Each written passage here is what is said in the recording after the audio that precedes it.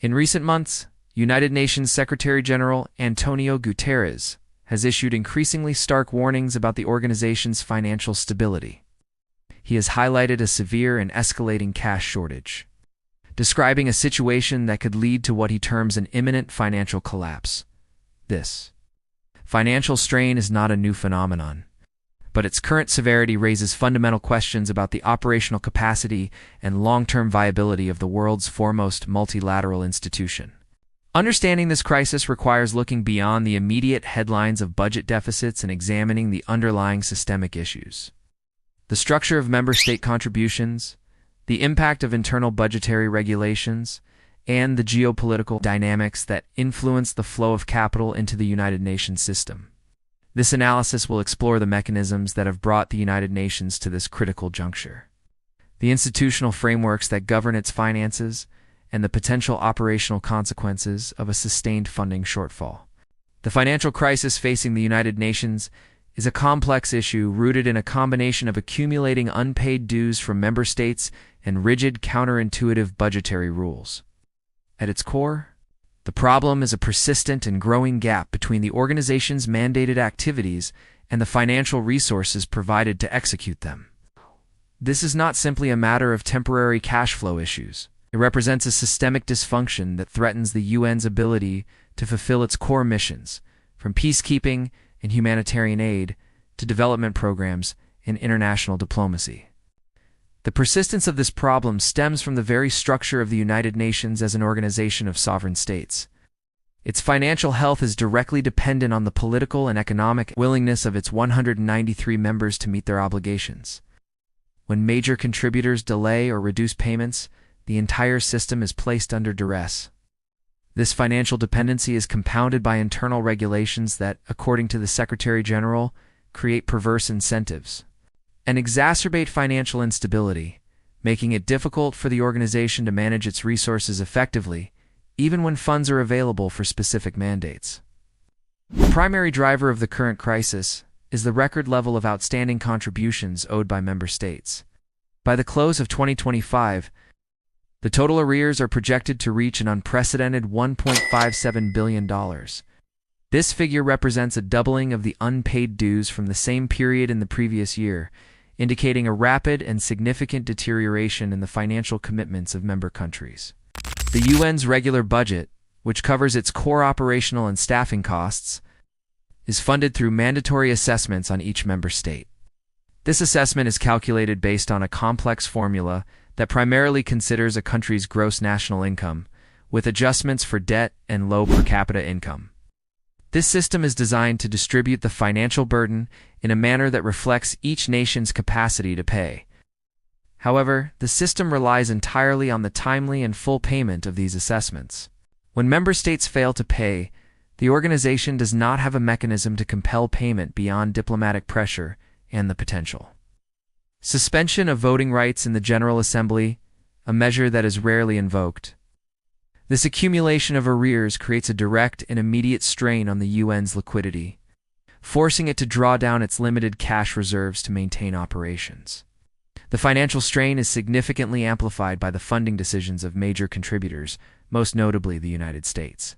As the largest assessed contributor, the United States is responsible for 22% of the UN's regular budget and a larger share of the peacekeeping budget. Historically, the United States has been a principal financial pillar of the organization.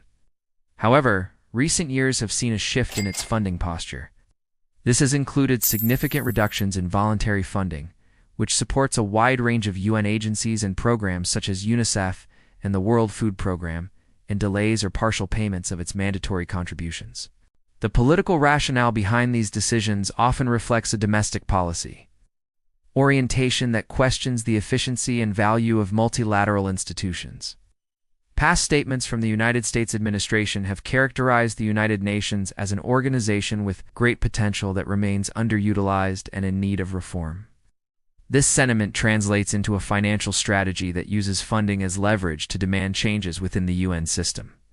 While the United States is not the only country in arrears, its disproportionate share of the budget means that its payment delays have a uniquely powerful and destabilizing effect on the UN's overall financial architecture. Compounding the problem of insufficient revenue is a peculiar internal budgetary rule that the Secretary General has described as a Kafka-like vicious cycle. This regulation requires the United Nations to return any unused funds for specific programs to member states at the end of a budget cycle. Critically, these funds must be returned even if the member states in question have not actually paid their assessed contributions for that program in the first place. This creates a paradoxical situation where the organization is forced to give back notional budget surpluses on paper, while simultaneously lacking the actual cash to operate because the initial contributions were never received. This rule prevents the UN from retaining funds from 1 year to cover shortfalls in the next or two. Build up a sustainable operational reserve.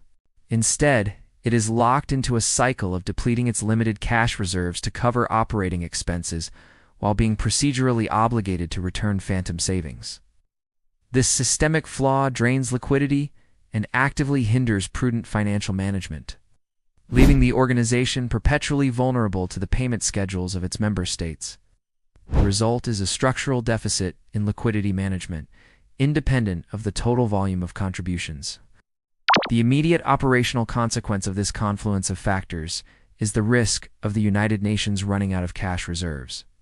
The Secretary General has warned that this could occur as early as July, a point at which the organization would be unable to meet its financial obligations, such as paying staff salaries and funding mandated activities. A cash depletion would directly threaten the implementation of crucial programs across the globe, from peacekeeping missions in conflict zones to humanitarian relief efforts for displaced populations. If the funding situation does not improve, the organization's ability to fully implement its 2026 budget will be severely compromised. In response to this fiscal pressure, a task force was established in 2025 to pursue reforms, leading to a projected 7% reduction in the 2026 budget, bringing it to $3.45 billion. This budget cut, while a measure of fiscal discipline, also represents a tangible reduction in the UN's capacity and global reach. The crisis has forced the organization to consider further austerity measures, including reductions in staffing and the scaling back of global aid programs, particularly those operating in volatile and high-net areas. Let us consider a realistic operational scenario to illustrate these mechanisms. Imagine a UN peacekeeping mission in a conflict-affected region. This mission's budget is approved by the General Assembly with costs assessed to member states. The mission requires funds for personnel, logistics, fuel, and local civilian protection programs. However, due to widespread arrears from member states, the UN Secretariat in New York faces a severe liquidity shortage. It cannot disburse the full allocated budget to the peacekeeping mission on time. As a result, the mission commander is forced to make operational adjustments. Vehicle patrols, which are essential for monitoring ceasefires and protecting civilians, are reduced to conserve fuel. The hiring of local translators and support staff is frozen, hindering communication with the communities the mission is there to serve. A planned program to support local peacebuilding initiatives is postponed indefinitely. Meanwhile, in New York, the budget cycle for that year ends. Although several major contributors never paid their share for this specific peacekeeping mission, the mission managed to operate on a reduced scale and did not spend its entire notional budget. Under the Kafka-like rule, the UN is now required to credit the unspent portion back to all member states, including those who never paid. This further depletes the UN's available cash, making it even harder to fund the mission in the subsequent quarter, even as the security situation on the ground may be deteriorating. The policy response within the UN is to implement hiring freezes and travel restrictions across the entire organization to preserve cash, impacting all departments, not just the one in crisis. This demonstrates how the system of arrears and internal budget rules translates directly into a degradation of operational capacity in the field, with institutional behavior dictated by systemic financial constraints rather than the top's mandate or the needs on the ground. In response to this escalating crisis, Secretary General Guterres has presented member states with a clear choice. Either fulfill their financial obligations fully and on time, or agree to a fundamental reform of the UN's financial rules. Without one of these two actions, the path towards institutional collapse appears unavoidable. This situation is viewed by many longtime observers as the most serious financial crisis in the history of the United Nations. More than just a budgetary problem, It reflects a deeper crisis of confidence in multilateralism itself. As nations turn inward or prioritize unilateral and bilateral actions, the collective commitment to funding global institutions weakens. The UN's financial predicament is therefore a symptom of broader geopolitical shifts and a fraying consensus on the value of global diplomatic frameworks. The potential for deep cuts to staff and programs represents not just an institutional downsizing, but a retreat from the front lines of global challenges, with profound implications for international peace, security, and development.